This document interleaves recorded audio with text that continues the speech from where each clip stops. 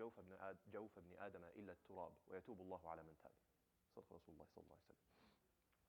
It is narrated in the books of Imam Bukhari and the Sahih of Imam Bukhari on the authority of Anas bin Malik that the Messenger of Allah sallallahu alaihi wasallam said that if the son of man, if the son of Adam were to have 2 full valleys of money or of wealth, he'd simply just wish for a third. And nothing can fill the belly of the son of Adam except turab, except dust. وَيَتُوبُ اللَّهُ عَلَى مَنْ تَابَ, and Allah will return to him whosoever repents. In continuing with the Sunday theme of zuhud, or asceticism, that Asim was doing for the past few weeks, I wanted to talk a bit about something that we maybe fall into too often. It was something that had been on my mind lately. Rasulullah sallallahu alaihi wasallam here is not faulting desire in and of itself. It's not always bad, right? Like or not desire rather, but ambition, right? When we want something and we go and we achieve it. In this case, the hadith is talking about a monetary value, right? It's talking about wealth. You want something and go and achieve it. The moment you achieve it, your mind has already moved on to the next milestone. It's like, okay, how do I go and achieve this? Okay, I got this much, but what about this much? Or how do I get to the next one and the next one? And it gets into this never-ending loop of ambition and this never-ending loop of just wanting more and wanting more and wanting more.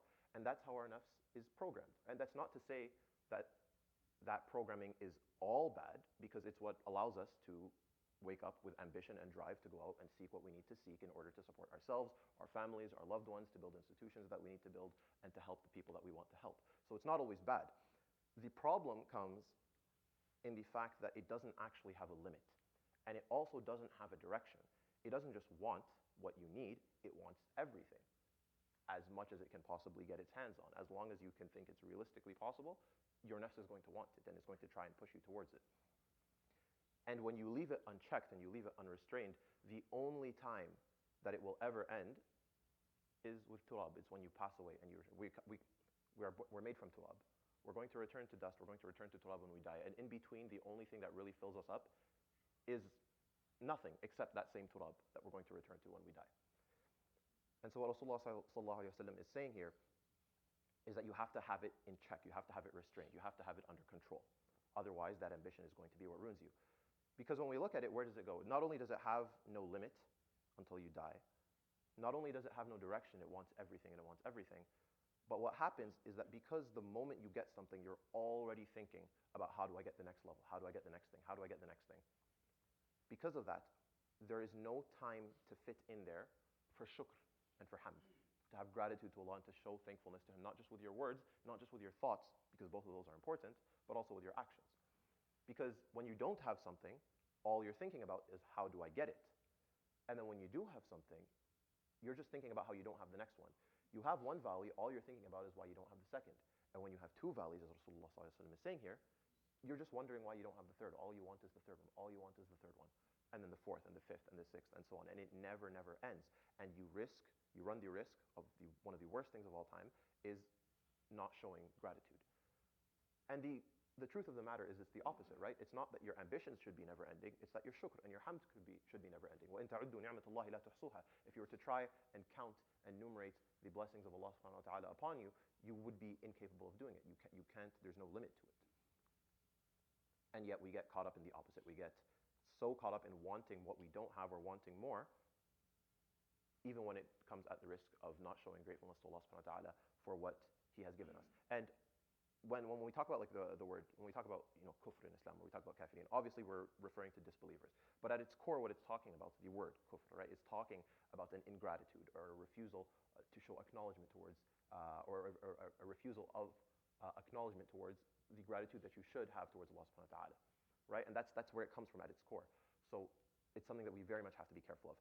And so, very interestingly, you find that when this hadith is placed in Sahih Muslim, and Allahu A'lam if this was the intention of the compiler, but it's placed in Bab al-Zakat.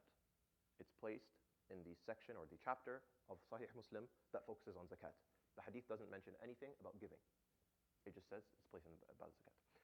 And again, Allahu A'lam what the compiler intended, but what I understood from it and what I thought about is that when you give from your time, from your wealth in particular, from your advice, from whatever it is that you have, Allah subhanahu wa ta'ala has granted you to offer. When you give from it, that action of giving allows you, especially when it comes to wealth, especially when it comes to money, gives you a moment to refocus and think about your priorities. Now you've done this, and you did it solely for the sake of Allah subhanahu wa ta'ala, you didn't do it for anything else. It gives you a moment of clarity where you're thinking about what your priorities in life are again. You're thinking about what you're here to do, what really matters, what doesn't matter. Do I need this? Do I not need this? Is this just chasing a never-ending list of consumerism or the next fad or the next trend or something that I just know I don't actually need or I just want? Or is it something that will keep my priorities intact? Have I shown the gratitude that I need to? And so in the traditional fashion, let's take away an action item from every hadith that we go through. The action item for this time will be that the next time you feel like you may be spiraling in this never-ending spiral of consumerism or of just wanting the next ambition or next ambition or the next ambition, the next time you feel like you have two valleys, or maybe you only have one valley, and or maybe you have even half a valley, but all you can think about ever is how do I get the second or the third or the fourth, then take a moment, just think for a second. Go do an act of sadaqah, of your time, of your wealth, of anything that Allah subhanahu wa ta'ala has enabled you to offer, and sit on it for a moment. And let that moment of clarity guide you back to Allah subhanahu wa ta'ala. And it doesn't mean necessarily that everything you want to do and every piece of ambition and drive that you've ever had is wrong or incorrect. But it does mean that you're going to be allowed a moment and a chance to give that hamd and to give that shukr before you immediately start going to the next thing and going to the next thing. And that ensures that you're able to have a repeating amount or a consistent amount of shukr and hamd in your life. I hope that was of benefit.